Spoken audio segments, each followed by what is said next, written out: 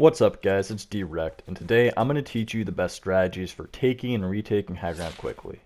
I'm going to start with pro strategies from taking high ground that you probably don't know about, then move on to advanced ways you can retake high ground and counter things when you've lost it. If you enjoy these videos, make sure you subscribe, like the video, and comment on it. They take a long time to make, and it helps for me to know how useful they are to you. Let's start with how to counter enemy moves when you're winning ground.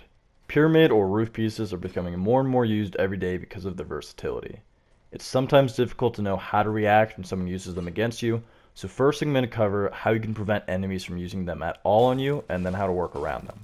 When you're running at an enemy and you're going to win the ramp rush war, there are two good ways to prevent enemies from pyramiding you. First is simple, it's just to place a pyramid before they can and then edge your way through. But if you get there a little sooner and have a ramp over the enemy, you can place a floor underneath your ramp and then walls on both sides of you. This will prevent them from jumping as high and make it possible for them to put a pyramid on top of you from directly underneath, and also prevent them from jumping to the side and placing one on top of you. You can see that here, without the walls, without the floors, they can always put a pyramid right on top of you. If the enemy does manage to put a roof on you, there are many ways you can adjust. Number one is just shooting your way through the pyramid. Simple, easy, doesn't take too long, but there are quicker ways that can keep your momentum. One way is to jump out to the side of your ramp and quickly place a wall and ramp to catch yourself and then continue running up the pyramid. You don't need a wall here, but it does add more protection and is more consistent to land. This is fairly easy to do and a little quicker. The faster way to adjust though is to jump out to the side and catch yourself with a floor on the same level as the pyramid. It is more difficult to do and it's easy to fall off the builds, but with enough practice you can do it every time. So you're on top again with an enemy pyramid screwing up your groove. Now what?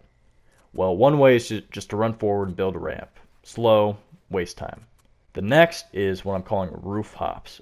There's two better options, which are to run forward, place a ramp or a wall as your base, and then when you reach the top of the roof piece, jump forward and place a floor and another ramp on top. This keeps you moving forward at the same rate as if the roof piece was just another ramp. In addition, you can place a wall, run to the top of the roof, and then jump straight up, placing a floor and ramp below you to gain high ground a little quicker. You can add ramp, floor, walls afterwards for added protection if you like, and you can adapt to the fight from there.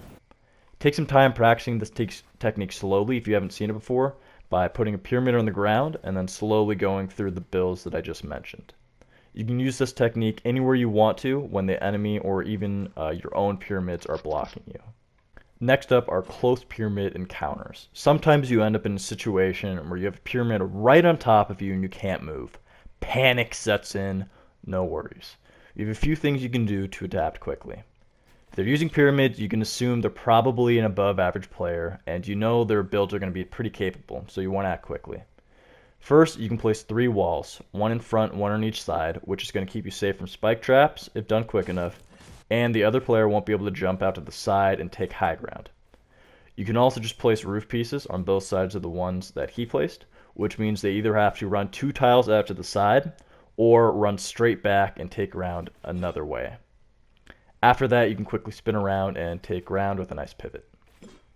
Next up is the fastest way to take high ground. If you didn't watch my recent video on why you keep boxing yourself in with ramps, you can check that out above or in the description below.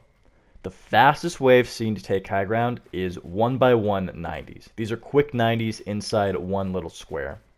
You can also do regular 90s, which are fast as well, but I believe if you time the jumping within the square, you're a little faster and you don't have the risk of overextensions. If you need to take high ground with more protection, you can build ramps with little flick walls for protection on one side, or you can also build a partial 1x1 as you go for protection on both sides. Also feel free to pair this with the floor underneath to have an added layer below.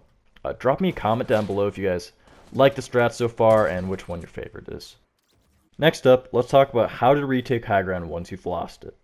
First, I want to introduce a phenomenal strategy for building scissor ramps wherever you are. Normally, players only build ramps above and below them when they're running up a mountain or have structures already in place, or they set up a ramp in front of them and then try and run in front of it. Way easier than that. All you do is look straight down at the ground when you're in the middle of the ramp and build for your upper ramp, then you look forward for your lower ramp. Because you're in the middle, your ramp will be placed above you, and then the other ramp is super easy to place after that. Sometimes you will need to place a floor first, like when you're in the middle of a fight. If you want, you can also edit your top ramp the opposite way to quickly change directions. Hope you've been practicing those stair edits.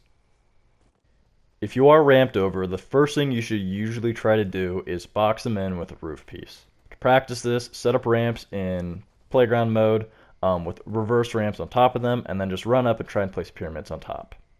The first strat you can do when someone ramps over you is to roof them in, place walls around them, and place spike traps to try and kill them. Most people do know about this. But in the meantime, you should pivot in a 180 by placing a floor underneath you and then ramp or scissor ramp quickly to gain high ground in case the enemy doesn't die to the traps. The second option has a simple and difficult variation. First, you're going to lead with a roof stuffer, then quickly build the floor under you, to the side of you, and then turn to place a wall and a ramp to build up and take high ground.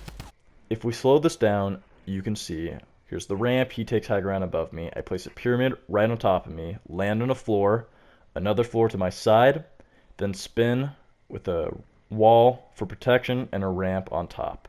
This is going to box him in and it's going to give me high ground quickly, exposing him for a shot as he tries to take high ground a different way. The second variation is a little tougher, but it gets you one floor higher. You start the same way with the pyramid stuffer followed by the 2 floors. But if we slow this down, on your side floor, you also want to add a ramp, run up it, then turn to face the roof piece, add a wall and another ramp to put you above the enemy even faster. This also means you don't have to worry about using the strats we talked about earlier for navigating roofs. Another unique way to get high ground is when your opponent is sitting on top of you, waiting for you to make a move.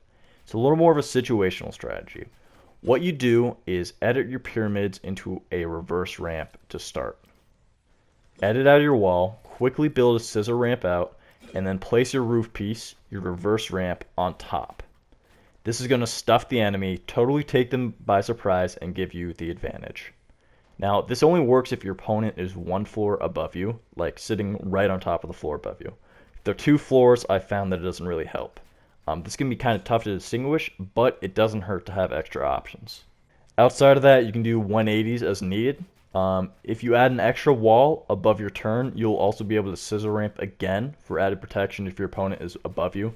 This is especially useful in duos and squads where you're taking on enemies below and above you. Just make sure you don't extend too far with those and risk getting shot down.